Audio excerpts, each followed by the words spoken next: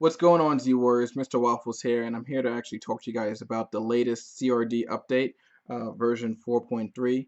I know I'm a little late, to the party, but I just want to chime in and give you guys my thoughts and insights on the update and cards that we expect to see some kind of nerf or some kind of hit, and some cards that we didn't expect at all. So first up, overwhelming power.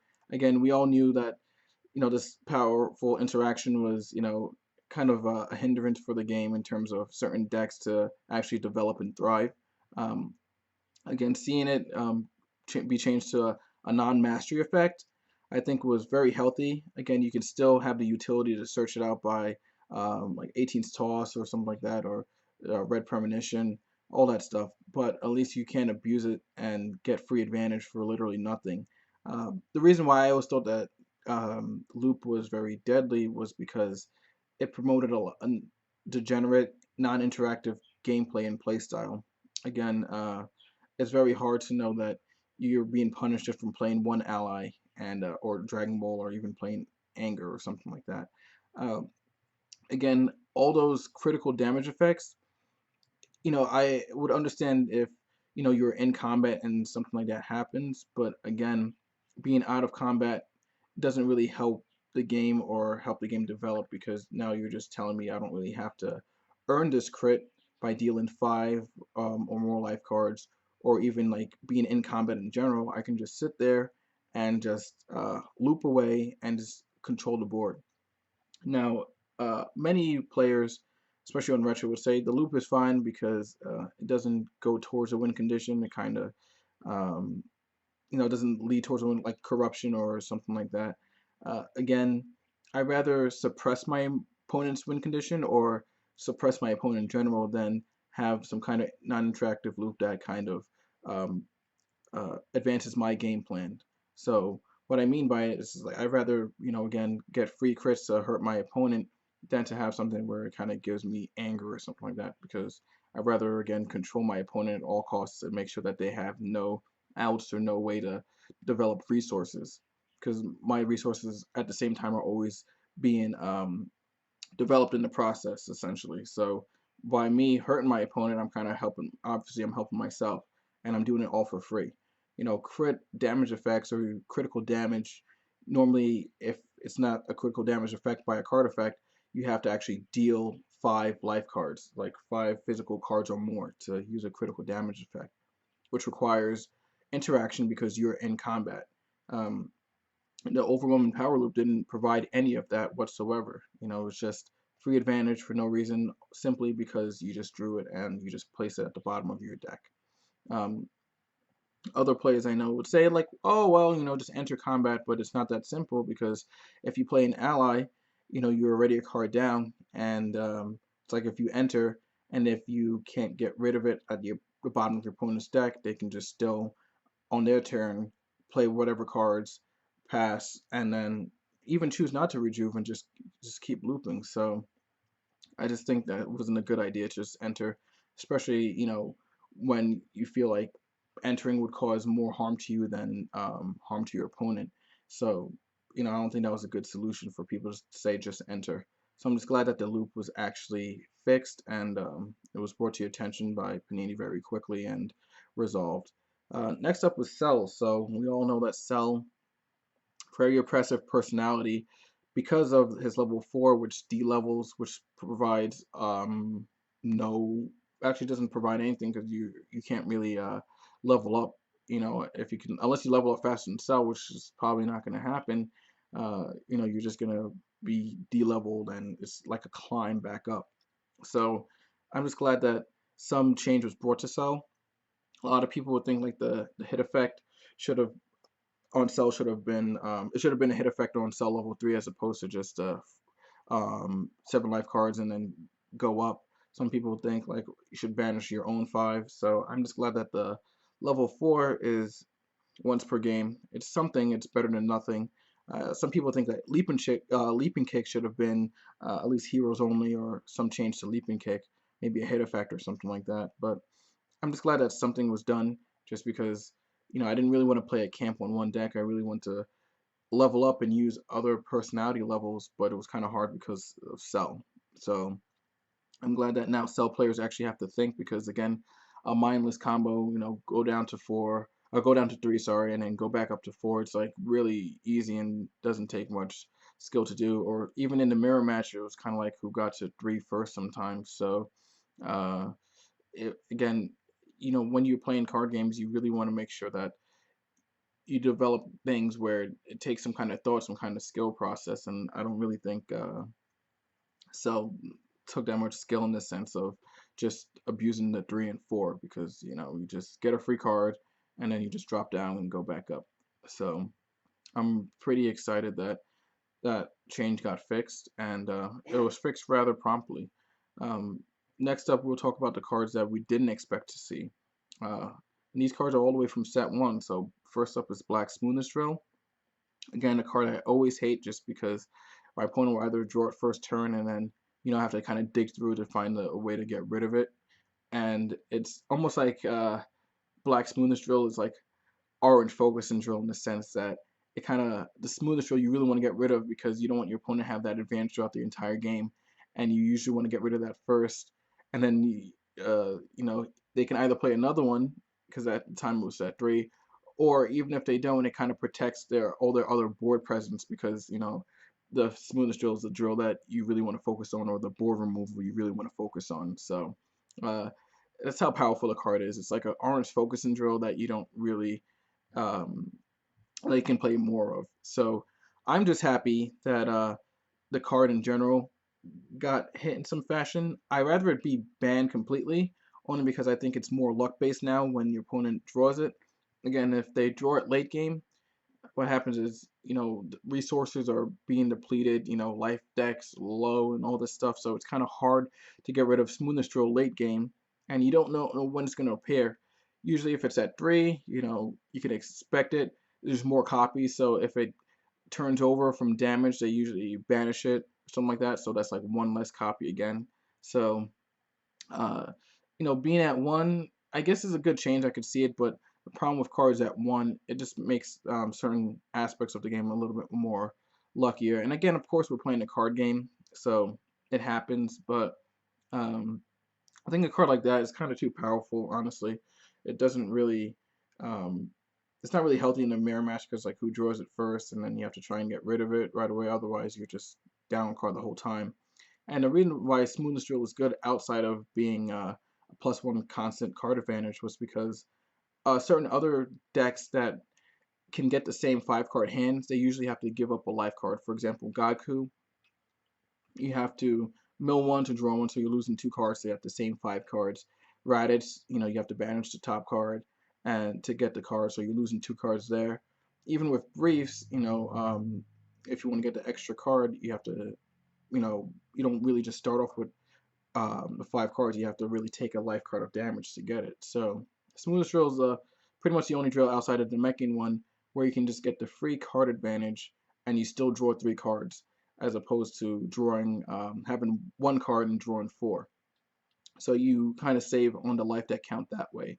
So if I'm like playing a deck that can have 5 card hands to match with smoothness, I have to really take a life card, or sometimes 2, to get that same advantage. Whereas smoothness drill, you get to keep the best cards you want at the end of every turn. So I think the card should just be gone completely, or have some kind of clause like the Namekian drill that requires at least 2 Dragon Balls or 2 allies, which both are vulnerable to crits. So again, there's a trade-off. There's some kind of risk versus reward in that sense, where it's like, okay, I want this extra card in my hand, but I risk playing allies and Dragon Balls for me to get it. That makes it, I think, more balanced. Having it just like, oh, +1 for free, endurance, right? It's, you can see why I think the card should be banned. But one, it's better than nothing, but I just feel sometimes it could just be more luck based because of it. So we'll see what happens, because it's, I think, just for the season, OP season. So it might go back up, it might not, who knows. And last but not least, Namekian Flinch. So this is a card that I always kind of hated, just because back then, and when I first started playing the game, I would play Saiyan Trunks, and it would be like a physical beast kind of deck. And to know, like, if you couldn't get rid of your opponent anger by the time they hit three, you know that they're probably holding a flinch and you're just afraid to attack. And there was literally no way to play around the card. You're just, you know, either passing or trying to wait for a confrontation or stare down. And then if they have another one, it's just like what do I do? Because I can't play around it. I have to attack. I want to try and defeat my opponent, but this block can just de-level me.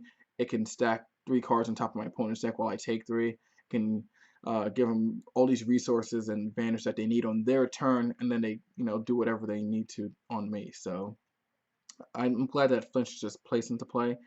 Again, you don't even need to shuffle a ball to get a ball. They're 2 separate effects, so you can shuffle a ball, but even if you don't, you can just use flinch to just get a Dragon Ball. It's literally Dragon Radar. It already does enough where you can get an ally just by rejuvenate. So now you're telling me at level 3 I can just get a free Dragon Ball. I'll take it. And not to mention, certain NPs I rather see at 3 than 2.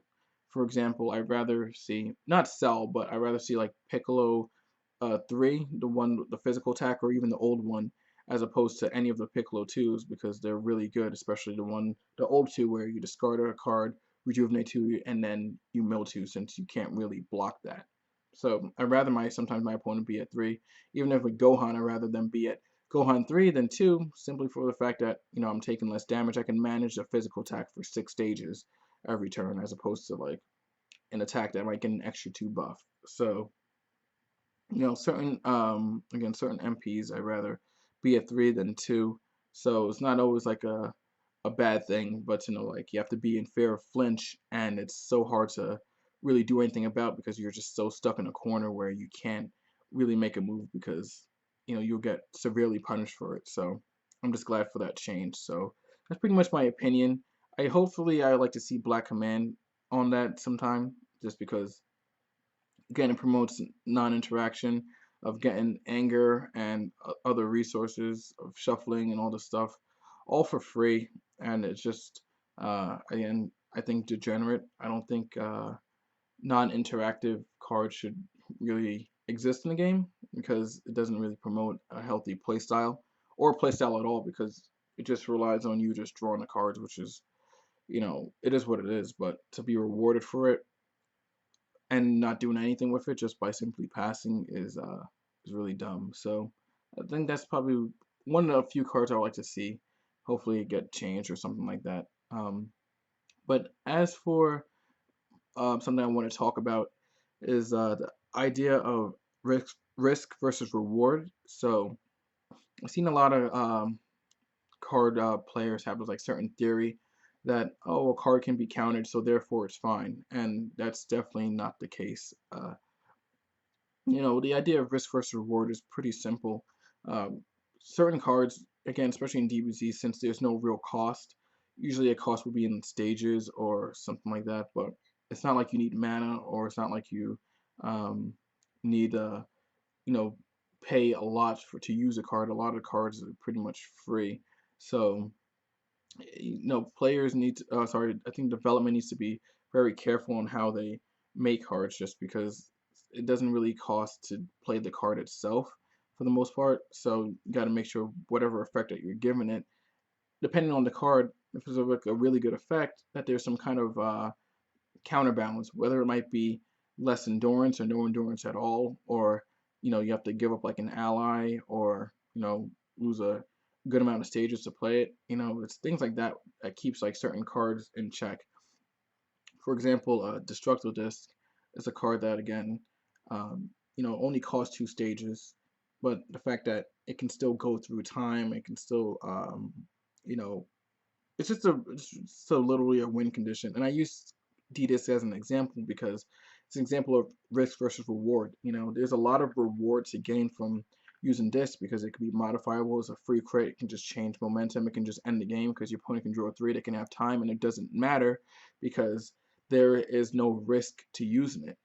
I guess the only risk is just like falling into an enhanced reflexes, but again, your opponent still has to give up a life card to play it, and not to mention, you still have 2 more, or how many? Because I think it just banishes that copy. So again, it's one of those things where if a card is very powerful, there should be some kind of cost or some kind of balance system to make sure it's not just abused. Again, for example, all the cards that are on the CRD had little risk but a lot of reward. So what's the and then again, playing blocks and playing cards, there's no risk, but the fact that the reward really outweighs of the fact that you drew it is kind of problematic in certain card games. So again, just the flinch, being at 3, you just get rewarded for it, and then you get to play Dragon Balls essentially, and then you get to rejuve them and use them over and over again.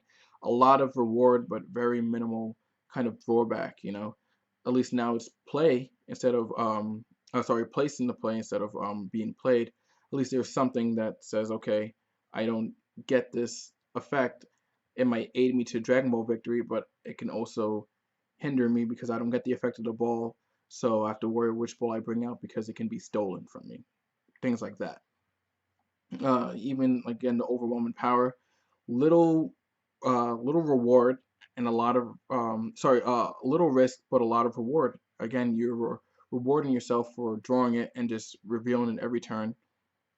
Clearing up your opponent's board or controlling whatever they might have, and all for what? For literally nothing. It's zero risk. So that's one of the things I um, really think card gamers should really understand that.